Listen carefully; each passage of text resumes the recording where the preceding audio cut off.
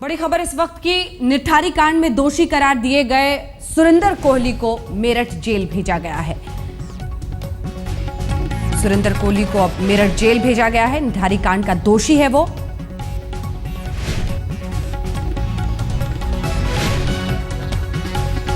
फांसी की सजा उसे दी गई है और मेरठ जेल अब उसे शिफ्ट किया जा रहा है। गाजियाबाद जेल में फांसी की व्यवस्था नहीं है और इसीलिए माना जा रहा है कि मेरठ जेल में उसे स्थानांतरित किया गया है, भेजा गया है। अभी तक गाजियाबाद जेल में था, लेकिन यहां पर चूंकि उसे फांसी की सजा मिली हुई है, फांसी देने की व्यवस्था नहीं है गाजियाबाद जेल में, इसीलिए माना जा रहा है उसे मेरठ जेल भेजा गया है। निठारी कांड का दोषी है।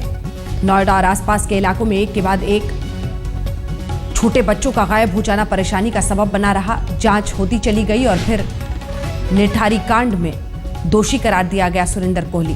सीधे रुख करते हैं, हमारे साथ हमारे सहयोगी इस वक्त इसी खबर पर जुड़ रहे हैं, तहसीन हैदर। अब चूंकि फांसी की व्यवस्था नहीं है इस जेल में, इसीलिए माना जाए कि मेरठ जेल में उसे भेजा गया है। जी अंजना, जैसा कि पहले सुबह से ये खबर चल रही थी कि यूपी में जो फांसी की व्यवस्था है वो गाजियाबाद के नजदीक मेरठ नहीं है, तो बस अधिकारियों का एक अप्रूवल चाहिए था जो सरकार देती है अपनी तरफ से। तो ऐसा लग रहा है जो अभी उसको ट्रांसफर किया गया है गाजियाबाद की टापना जेल से, कि तैयारियां तकरीबन पूरी हो चुकी हैं और उसको कल या फिर कल के बाद किसी भी दिन फांसी की सजा दी जा सकती है मेरठ की जेल। शुक्रिया आपका इस तमाम जानकारी के लिए। हमारे सहयोगी तहसीन हैदर दे रहे थे जानकारी सुरेंद्र कोहली को मेरठ जेल। तहसीन, अगर आप हमारे साथ जुड़े हुए हैं तो फांसी को लेकर जो आपने आखिर में बताया, कब तक फांसी करार, मतलब इसे आखिरकार फांसी दी जा सकती है? निठारी कांड का दोषी है सुरेंद्र कोहली। संपर्क हमारा कट गया है तहसीन हैदर से, लेकिन आपको बता दें गाजियाबाद जेल में व्यवस्था नहीं है फांसी की सजा देने की और इसीलिए इसे भेजा गया है अब मेरठ जेल, जहां पर यह व्यवस्था है।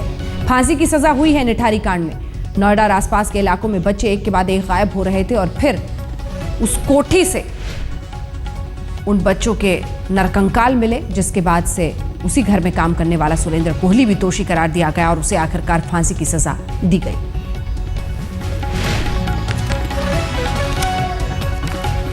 निठारी कांड एक ऐसा मामला रहा जिसके बारे में आज भी सुनकर लोगों के रोंगटे खड़े हो जाते हैं।